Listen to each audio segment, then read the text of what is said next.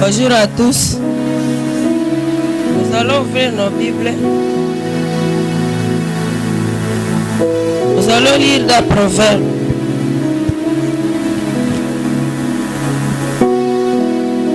Ouvrons nos Bibles dans Proverbes 23, du verset 29 au verset 35. Nous lisons au nom de Jésus-Christ.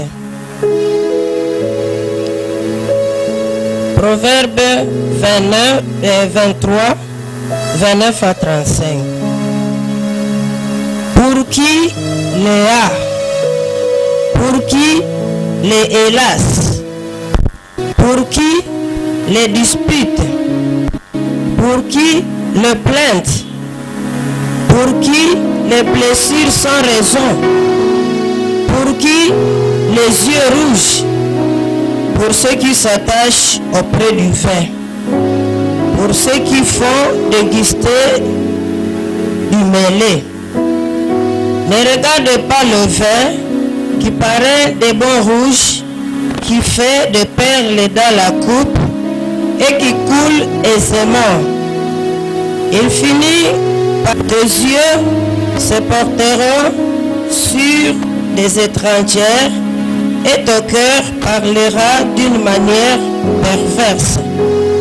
Tu seras comme un homme des mains. On m'a frappé, je n'ai point mal. On m'a battu, je ne sens rien. Quand me réveillerai-je? Nous avons une exhortation de la vie pratique. Notre thème est intitulé « Arrête les arts négatifs, confie-toi à Dieu ». Arrête les arts négatifs, confie-toi à Dieu.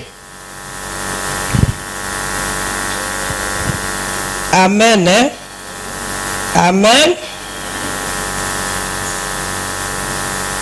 Tu arrêtes les arts. Chaque instant, tu te dis aujourd'hui, le Seigneur te dit d'arrêter ces arts. Mais confie-toi en lui. Nous voyons que l'homme dans ce monde, il a des choses qui l'émerveillent. Nous avons beaucoup de choses qui nous émerveillent. Puisque nous ne vivons pas toujours ce que nous avons l'habitude de voir. Ou bien nous ne vivons pas ce que nous avons l'habitude de vivre. C'est comme par exemple manger. C'est dans nos habitudes. S'habiller, c'est dans nos habitudes. Se promener, c'est dans nos habitudes. Quand tu ris, c'est dans nos habitudes. Quand tu dors, c'est dans nos habitudes. Ce ne sont pas des choses qui peuvent nous émerveiller. Par contre, il y a des circonstances qui nous émerveillent dans la vie. Ça peut nous émerveiller positivement ou bien négativement. C'est comme par exemple, tu vois quelqu'un qui a grossi par exemple. Tu seras émerveillé, tu peux dire tu dis waouh. Donc tu es content. Et par exemple, tu peux te heurter à quelque chose qui t'émerveille négativement. C'est comme par exemple, tu t'entends à quelque chose à laquelle tu ne t'attendais pas. Tu peux écouter une nouvelles qui t'émerveillent négativement. Ou bien tu entends un résultat négativement alors que tu t'attendais à ce résultat positivement. Tu vas te dire,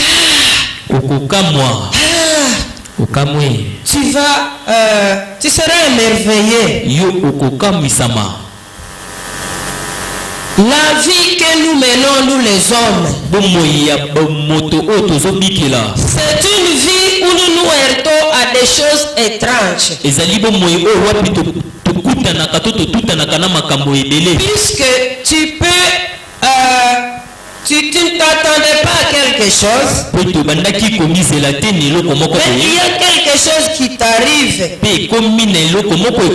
qui t'émerveille, et tu vas te dire,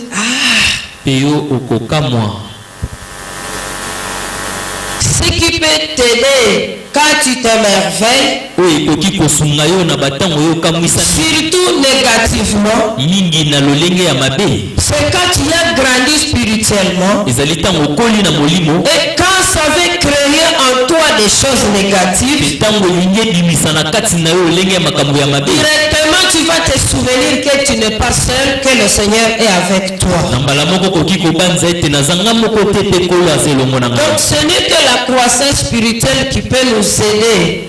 Je veux dire que Léa et les hélas, donc ce sont des partages de notre vie pratique. Et nous ne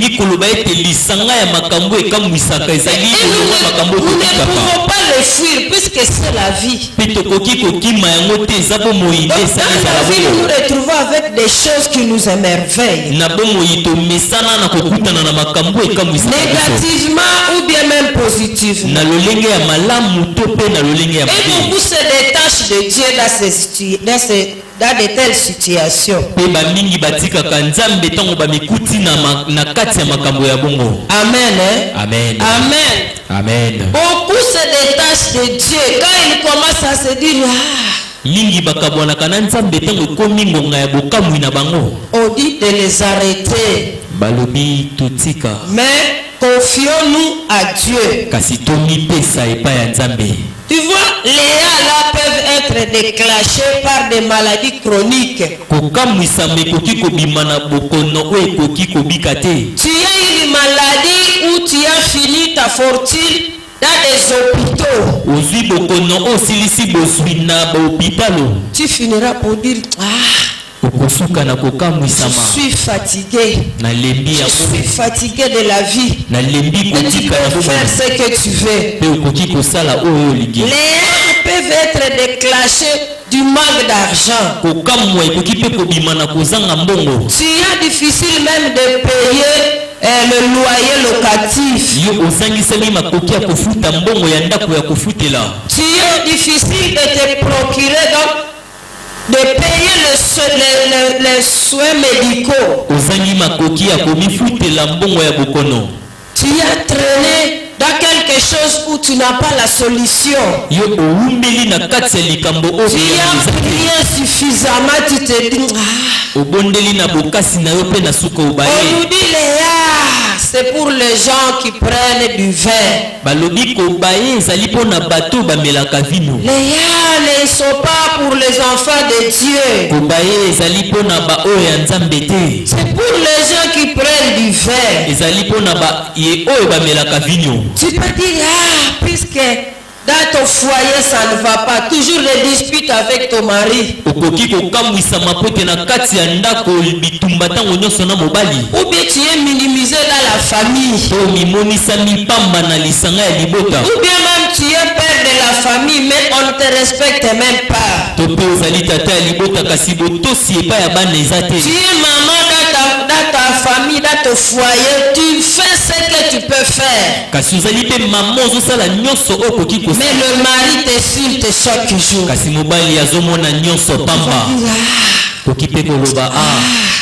Je suis fatigué. Je suis fatigué. Que je meurs. Et sur dans la Bible, le serviteur de Dieu Élie, Un jour, il a dit que je meurs. Que je meurs. Faisons attention. Faisons attention, mes bien-aimés. Grandissons spirituellement pour que les A diminuent dans nos vies. C'est lorsqu'on ne veut pas grandir que le diable nous soumet à des A. Puisque à travers les A, il veut nous détacher de Dieu. Le diable a beaucoup de stratégies qu'il cherche à nous détacher de Dieu. Nous voyons dans notre texte que nous venons de lire, on nous dit les hélas, les disputes, les plaintes, les blessures sans raison, les yeux rouges appartiennent à ceux qui s'attardent auprès du vin.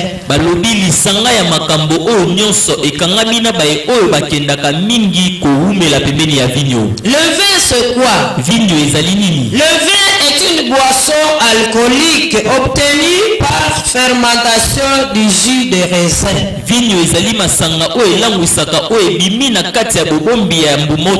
Quand nous voyons le vin, c'est bon à voir. C'est bon à regarder. Ça donne l'envie aussi d'apprendre. Mais dans le vin, il y a de l'alcool. Il y a de l'alcool. L'alcool, c'est un liquide qui est très fluide. Mais il a une saveur qui est brûlante. Même si tu vois le vin beau dans les yeux, avant de goûter ça, il faut savoir que ça sera piquant dans ta bouche. Amen. Amen. Amen. Amen. Tu vois pourquoi on nous dit de ne pas prendre le vin? Je vais essayer de parler un peu du mécanisme du vin dans le corps. Quand nous prenons le vin entre directement dans l'estomac. Quand ça entre dans l'estomac, ça se mélange avec le sang. Ça se mélange avec le sang.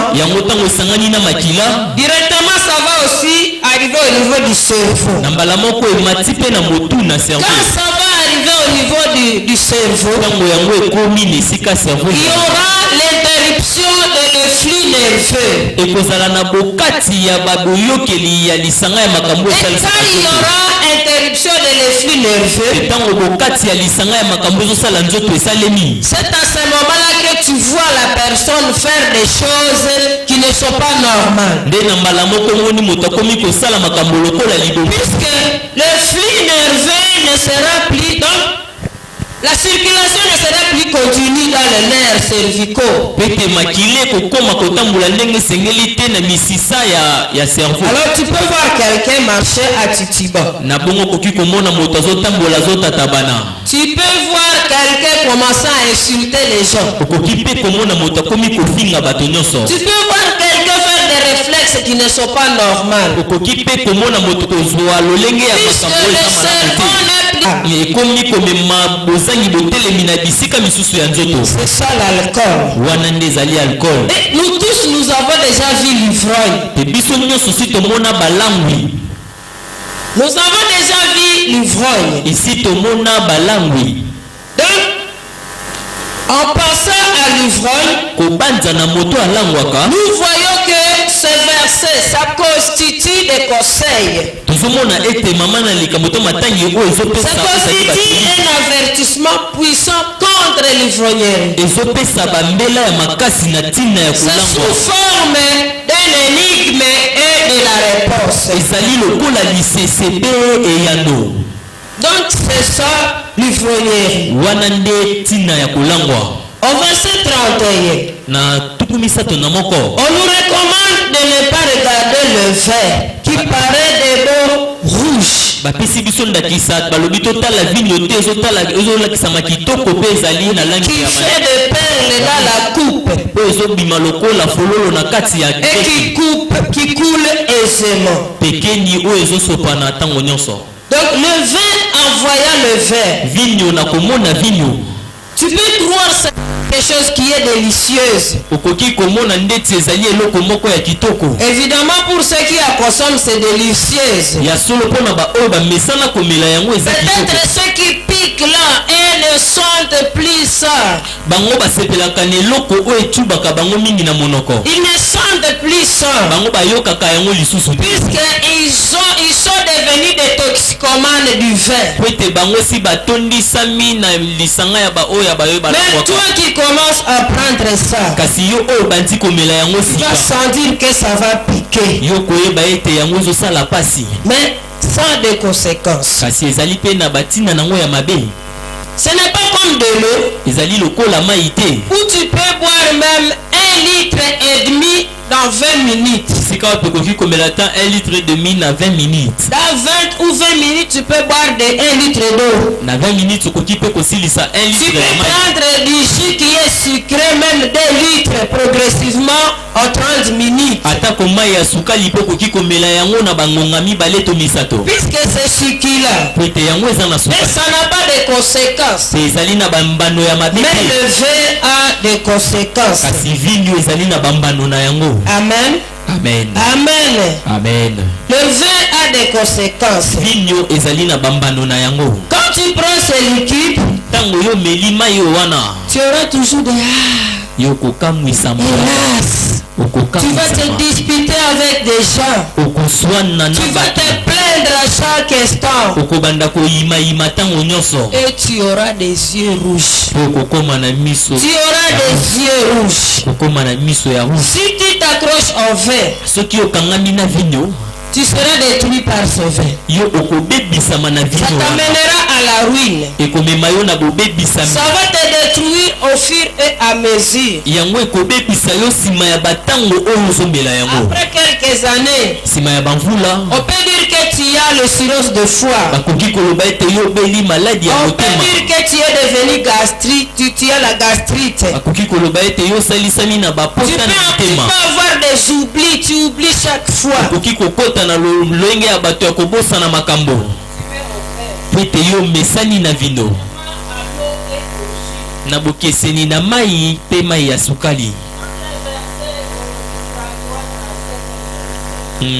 Na talatala ya tukumi sato na misato na tukumi sato na mitano.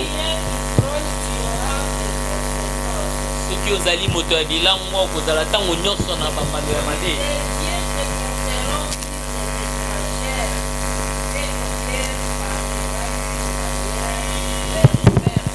Balobi miso ekokende epai ya bapaya pe motema ekoloba na lolenge ya mabe. Mingi ya bato bamelaka masanga bango balangwaka ya solo. Bango bazangi bosembo. Ils sont infidèles. Bango bazangi Ils bosembo. insultent les gens. Bango bamesani na kofinga bato. Leur cerveau ne travaille plus normalement. Motuna bango ezosala lisusu te ndenge Ils esengeli. ne se contrôlent plus. Bango bazoyeba lisusu komibatela te. Et les conséquences c'est quoi? Pe bambano ezali nini? On dit tu seras comme un homme couché. Mais comme un homme couché son main des mains. On m'a frappé, c'est toi qui es accoutumé au vin. Je n'ai point mal. On m'a battu, je ne sens rien. Quand me réveillerai-je, j'en vais. Amen. Amen. Amen. Ça, c'est celui qui est accoutumé au vin. Wana ezali moto amesani mingi na vigno. Nous voyons être couché au milieu de la mer. Kolala lokola moto alali na katikati Ou ya mai. bien être couché sur le sommet des mains. To kolala likolo ya songe ya ngomba. C'est être permanent dans ces dangers. ezali kozala tango nyonso na liboso ya makama. Celui qui se saoule chaque jour, mais il se saoule vraiment, on sent que et on voit qu'il est saoulé. Moto oya mikotisaka na milangwa pe bato nyonso bamoni asolo te ya lango. Il est dans un danger qui est permanent. Azali na makama oyo ezali kotambola pembeni na ye. Imagine quand tu es ivre. Banza soki yo lango. Tu marches à Titiba. Ozotambola ya kotatabana. On peut t'écraser facilement. Bakoki pe kotuta yo na motuka na pete. Ou bien les gens qui sont ivres. To bato balango. Comme on vient de le dire, ils ont l'habitude d'insulter les gens. Lokola touti koloba bango baza na momesano ya kofinga bato. Tu peux insulter quelqu'un. Okoki kofinga moto. Et il te tape jusqu'à la mort. Pe abeti yo pembeni ya liwa. Pourquoi on dit que les ivrognes sont dans un danger qui est permanent? Yango balobi moto ya milango atambolaka na makama tango nyonso. Celui qui est ivre. Oyo aza ya kolangwa. Il peut même dormir en cours de route. Akoki pe kolala na katikati ya nzela. Pour lui, donc le raisonnement n'est plus. Pona ye lolenge ya kobanza ezosala malamu te. Il vit dans un danger qui est permanent. Azobika na lisanga ya makama oyo etelemi pembeni na ye. Amen. Amen. Amen. Pour ne pas aller loin de l'ivrogne. Pona kokende mosika ya moto alangwaka mingi. L'ivrogne dont on nous parle ici. Moto ya milangwa oyo bazoloba na ntina. Ce ne sont pas les ivrognes que nous voyons, ils ont mis les soupes na tolo. Ezali bato tomonaka te na nzela bameli masanga ya makasi. L'ivrogne dont on parle ici. Moto ya milangwa oyo tozolobela awa. C'est l'essentiel. Ezali moto azangi mayele. L'essentiel. Moto azangi bwanya. Celui dont les actions ou les discours ne sont pas conformes à la raison. Moto oyo misala pe maloba na ye sokokana te na batina. Ne sont pas conformes au bon sens. Sokokana te na batina ya makambo. Et spirituellement, pe na molimo, l'ivrogne c'est celui qui ne connaît pas Dieu. Moto ya milango azali oyo ayebi nzambe te. Ou bien celui qui a accepté Jésus-Christ comme sauveur et Seigneur. To moto andimela kolo lokola mokonzi pe mobikisi. Mais il ne connaît pas ce devoir. Kasi ye ayebi te batina na ye na kati. C'est toi dont on nous parle dans notre verset. Ezali na moto wana nde bazolobela na tina ya malaki. Pourquoi les arts? Pona nini kokamwisa? Pourquoi les hélas? Pona nini kobaye? Pourquoi les disputes? Pona nini koswana? Pour qui les plaintes? Pona nini koyimayima? Pour qui les blessures sans raison? Pona nini bapota ezangi Pour tina? qui les yeux rouges? Pona nini miso ekomi na C'est rangi? pour celui qui a crié à Jésus-Christ mais il ne connaît pas ses responsabilités. Ezali pona moto ayambi Yesu kasi ayebi te mikumba na nge ezali nini kasi. Toi qui ne connais pas tes responsabilités, yo oyo yebi mikumba na yo te na kati ya Kristo. c'est toi qui vas dire à chaque instant, Eza yo nde okokamwa batango nyonso. à chaque instant, Batango nyonso. puisque tu ne connais pas les responsabilités. Pete yo yebi te batina na yo na kati ya Parce ndako que ya la Nzambe. Bible nous dit, Pete Biblia eyebisi vous biso aurez des tribulations. okozwa mitungisami. On n'a pas dit que on vous jettera des éloges. Balobi te ke bakoloba bolamu na tina na Quand bino. tu comprends que ce ne sont pas des éloges qu'on va te jeter dans l'œuvre de Dieu, Ntango yo sosoli ete eza bolamu te nde bakoloba na tina na yo na tu mosala ya ne vas Nzambe. pas dire, Yo kobaye mingi te. tu vas dire, Seigneur, merci pour ce que tu as prévu. Okoloba matondi kolo mpona makambo oyo Que obongisi. tu me donnes la capacité d'être en haut par rapport à ce problème. Opesa ngai makoki ya kozala Les likolo. rats ne seront plus pour toi. Kokamwisama na lolenge ya mabe ekozala. Celui qui ne veut pas se détacher du péché, Oyo azolinga te kokabwana na masumu. il a toujours des devant toutes les situations. Ye akamwaka liboso ya makambo nyonso. Moke nazotika losambo. Je ne vois rien de la prière. Je ne vois rien de m'attacher à Dieu. Est-ce que réellement tu ne vois rien? Ya solo oyo ozomona eloko te. Tu ne vois rien réellement. Ozomona eloko te ya solo. À toutes les situations, tu as des angoisses. Na kati ya makambo nyonso yo À toutes les situations, tu as des murmures. na kati ya lisanga ya bato yo À toutes les situations, tes yeux sont rouges. ntango nyonso yo nde miso ekomaka. Comment tu vas voir loin de toi, loin que toi, alors que les yeux sont rouges? ndenge nini olingi omona mosika mingi ntango miso esi Nous ebebisami. voyons que les hélas, les yeux rouges rouge, il nous empêche de voir de l'avant. Quelquefois, il nous bloque de pousser vers l'avant.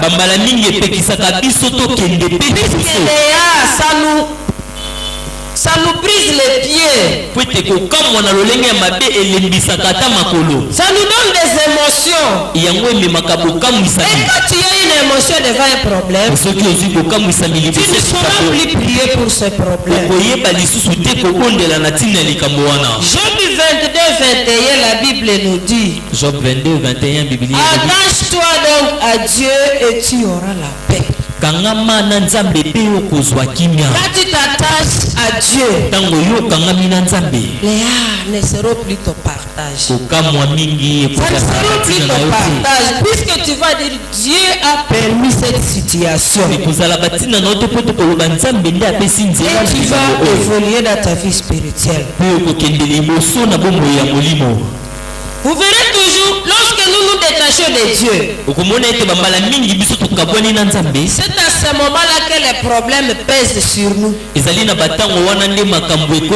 te dire que je vais me détacher de Dieu. Quand les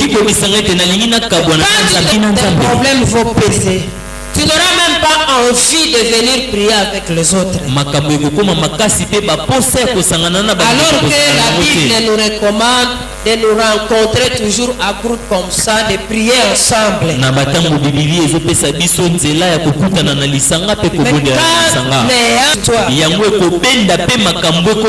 Puisque c'est ce que le diable cherche. Quand nous nous attachons à Dieu et nous cherchons la justice et la bonté de Dieu, nous allons trouver la gloire. Amen. Amen. Amen. Amen. La gloire, c'est quoi? Toutes les situations. Quand nous ne nous détachons pas de Dieu, nous avons des bonnes réponses à donner aux autres. Nous allons la facilité de pardonner ce qui nous fait du mal. Nous aurons un bon savoir-vivre. Nous aurons la gloire aussi. Tu as la gloire proprement dite. Tu vas éclater de gloire. Quand tu es à Dieu, tu seras respectueux. Ça, c'est de la gloire. Il nous rend vieux. Premièrement, il nous décourage de suivre Dieu. Quand chaque jour pour toi, c'est tu peux t'encourager en disant que Dieu est là. Ou bien en disant que Dieu agit. Le A de courage. Le péché dans notre vie n'est pas différent du vin dans la vie de l'ivrogne.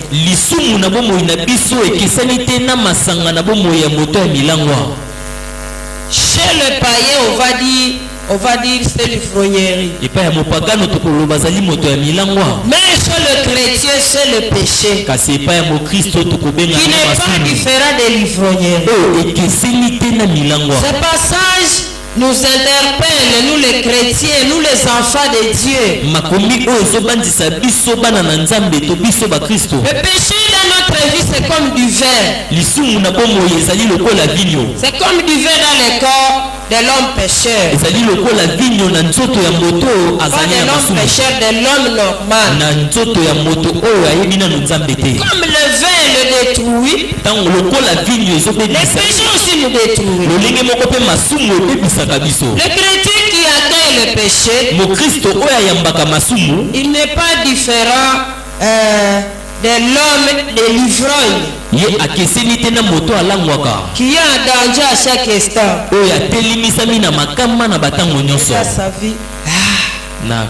se dispute avec les gens, les yeux sont rouges, les insultes aux lèvres, les inquiétudes, les méchancetés, et beaucoup de faiblesses le suivent, puisqu'il a accueilli les péchés. La Bible nous dit de fuir les péchés. Le verset 31. Le verset 31 dit: ne regarde pas le vin qui paraît de beau rouge, qui fait des perles dans la coupe et qui coule aisément. Amen. Amen. On dit de ne pas regarder le vin. Quand tu vois que quelque chose va te faire tromper, ne le regardez pas. Ne regardez pas les péchés. Quand tu vois là où il y a le péché, la Bible dit de fuir. Elle ne dit pas: ah, moi je suis sauvé, je peux rester là et je vais tenir ferme.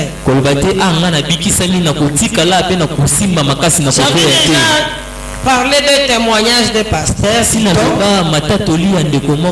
avait l'habitude d'aller au bar. Et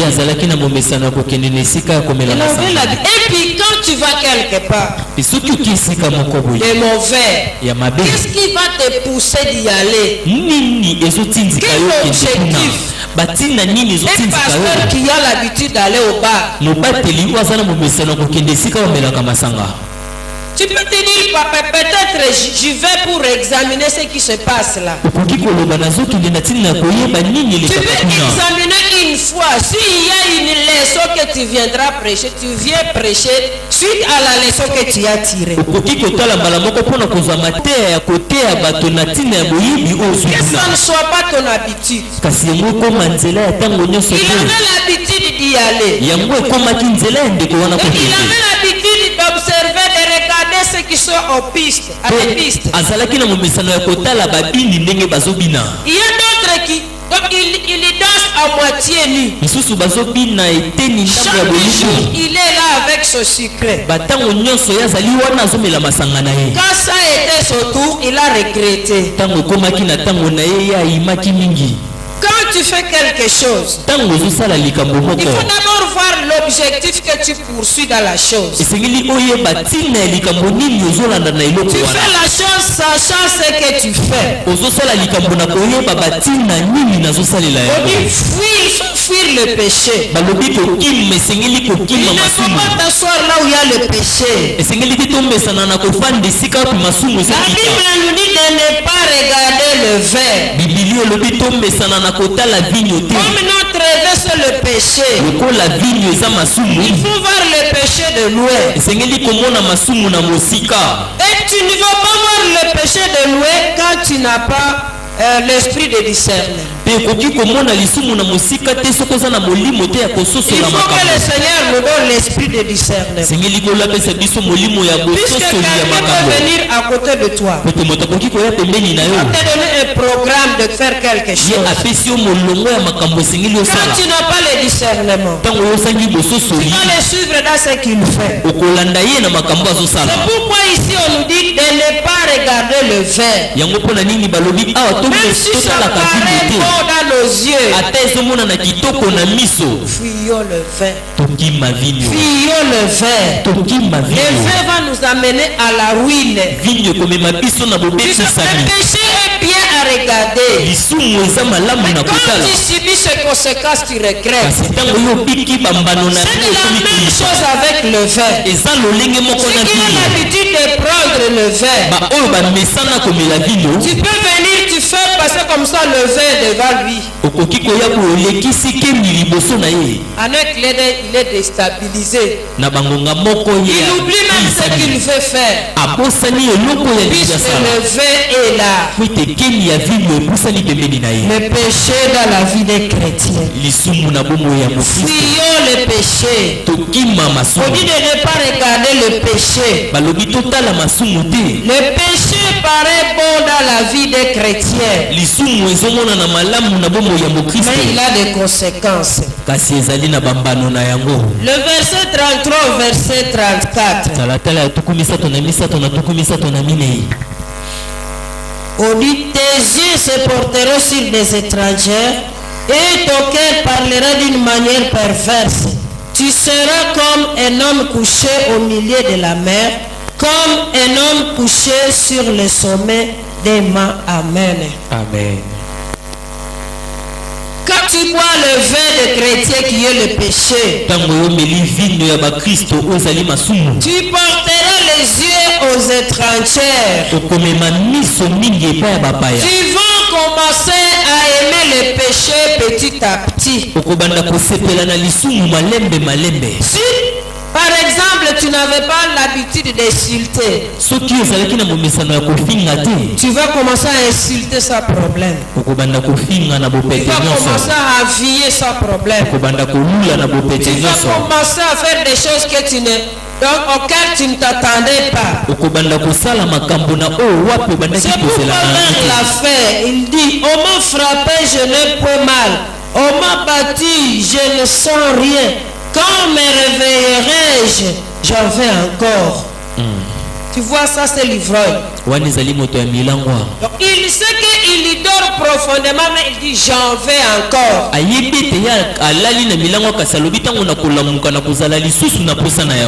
la vie pécheresse, quand tu ne te retrouves pas, tu vas multiplier le péché sur péché. Et quand on va te dire que quelque chose est mauvais, tu vas te fâcher. Tu vas tonner sur les gens.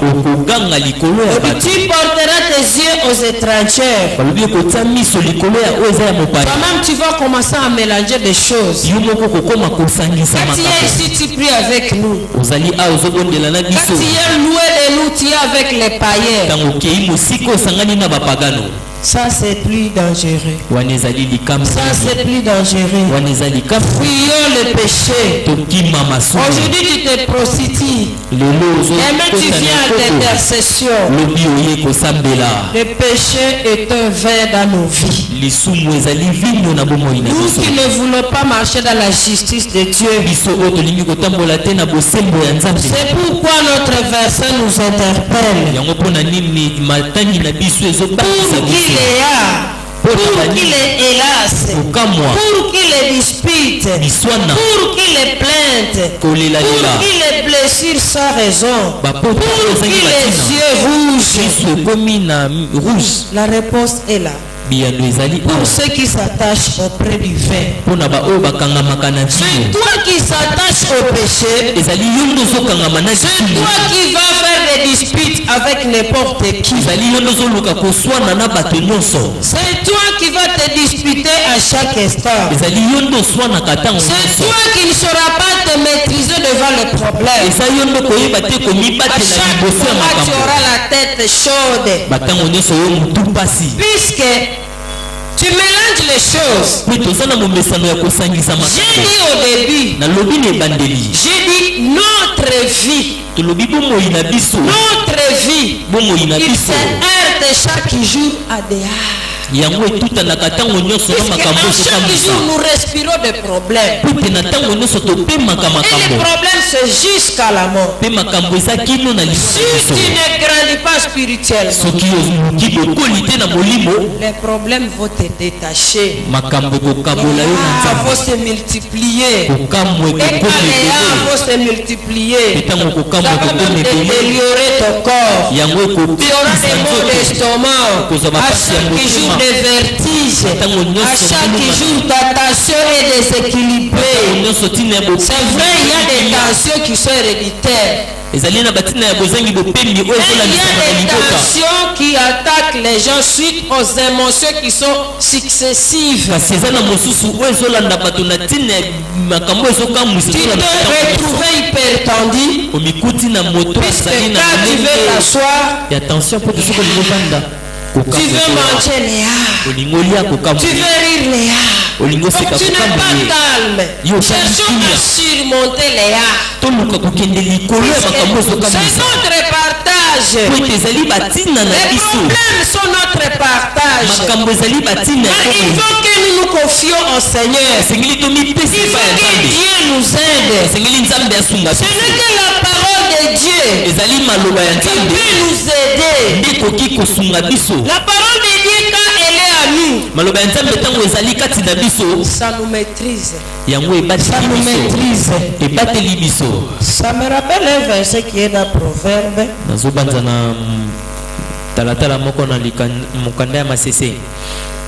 Ce verset c'est dans Proverbe 6. J'aime beaucoup ce verset. On dit, va vers la fourmi paresseuse, considère ses voies et deviens sage. Elle n'a ni chef, ni inspecteur, ni maître. Elle prépare en été sa nourriture, elle amasse pas. La fourmi prépare sa nourriture. On dit elle prépare sa nourriture en été. Elle amasse pendant la moisson de quoi manger. Si la fourmi qui n'a pas de maître, si la fourmi qui n'a ni inspecteur, si elle amasse, elle n'est même pas intelligent, mais elle amasse pendant l'été. Pourquoi toi qui as l'image de Dieu, tu ne connais pas ton été pour que tu puisses amasser? Notre été c'est quand nous n'avons pas de problème. Quand tu n'as pas de problème, il faut lire la Bible, tu comprends la Bible, tu amasses. Quand tu n'as pas de problème, cherche l'éternel. Quand le problème sera là, tu auras déjà amassé quelque chose qui va t'aider. Mais nous faisons toujours le contraire. C'est quand on vient de prophétiser que tu as un esprit de mort, c'est à ce moment-là que tu cherches la prière. Amassons comme la fourmi. Elle n'est pas intelligente plus que nous. Même lui, il sait qu'il pleuvra. Et il sait que pendant la pluie, je ne saurais plus passer par-ci, par-là. Je vais amasser de quoi manger pendant l'été. Est-ce que nous voyons les fourmis qui passent pendant la pluie? Il peut pleuvoir 3 jours. La fourmi va continuer à manger ce qu'il avait amassé. Et c'est ce que le Seigneur cherche.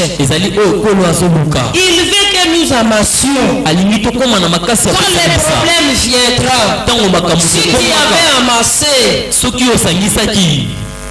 le problème ne va pas t'ébranler. Le problème ne va pas t'ébranler.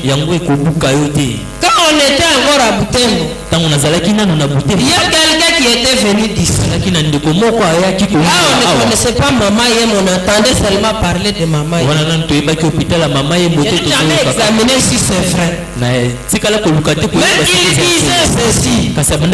Il nous disait qu'il y a l'endroit où on mettait les sidériens. Et quand tu arrives à l'hôpital, quand tu arrives là, toi tu es pas ça seulement, tu passes seulement. Tu commences à écouter le voix, donc les gens commencent à te taquiner. On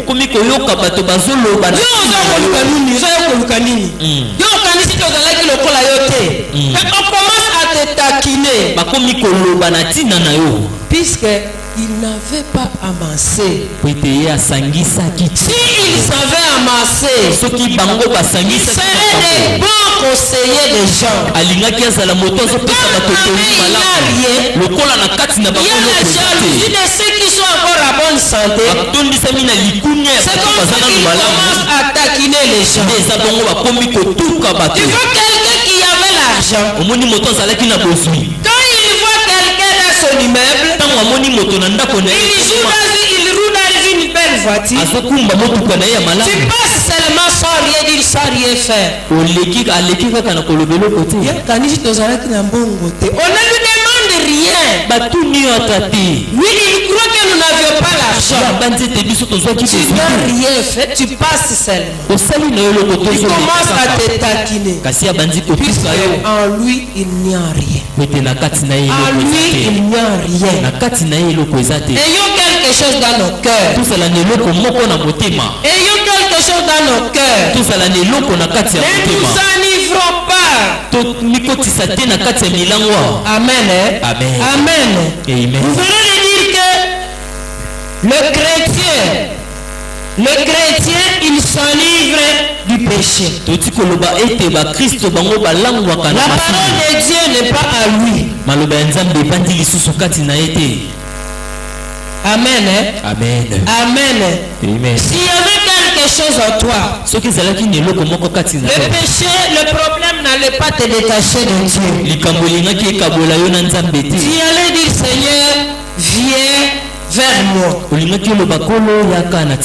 Prends ce fardeau. Moi je ne saurais pas. Toi tu resteras tranquille. La Bible nous dit de venir avec nos fardeaux. Donnons nos fardeaux à Dieu.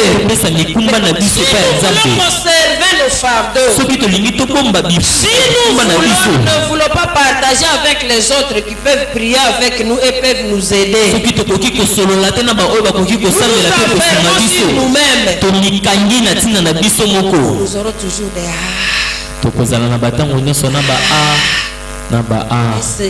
c'est là vont nous détacher de Dieu.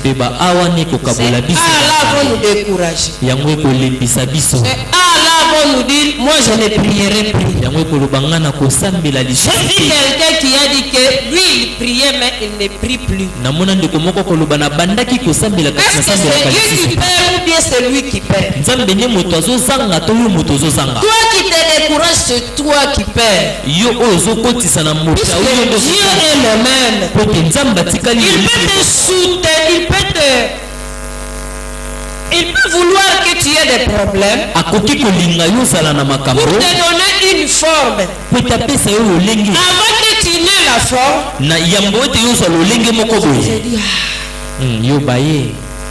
chaque jour, demande au Seigneur avec ce problème auquel je me heurte, quelle forme veux-tu me donner?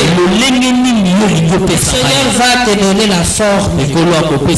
Soyez comme des enfants. Quand ils ont des problèmes, ils regardent leurs parents. Mais nous, quand nous avons des problèmes, toujours des hélas. Nous avons de maîtrise. Les enfants, les petits-enfants, on nous recommande d'être comme des petits-enfants. Les petits-enfants mettent toute leur confiance aux parents. Je me rappelle un jour, j'avais déjà parlé encore de ce problème. Comment l'enfant peut mettre sa confiance à ses parents. Un jour de passage, on était à Goma. Quand on était à Goma, à cette époque, à Goma, on avait l'habitude de manger tardivement. Je ne sais pas si c'était dans la famille où moi je fréquente. À 21h, 22h, vous n'avez pas encore mangé. Alors l'enfant qui était là, lui, il mettait sa confiance aux parents. Puisqu'il n'avait jamais dormi sans manger. Tu vois quelqu'un qui pose la question, qui ne reflète pas ses gestes. C'est qu'il a toute la confiance aux parents. Il dit, maman, tout arrive. Donc il dit, nous allons dormir sans manger. Est-ce que tu peux dire, nous allons dormir sans manger? Est-ce que ça peut se faire? Tu sais que tu ne vas pas manger. Tu dis, nous allons dormir sans manger à son temps. Ça c'est l'enfant. Ça c'est l'enfant. Il a un problème, mais il met toute sa confiance à ses parents. C'est ce que Dieu veut de nous. Que le vin ne nous emporte pas. Que le vin ne nous emporte pas. Si le vin nous emporte, ça sera. Le péché n'est pas bon dans la vie des chrétiens. Arrête les arts, mais confie-toi à l'Éternel. Puisque il sait ce qu'il fait dans ta vie. À travers les problèmes, il veut seulement te donner une forme. Que Dieu bénisse sa parole.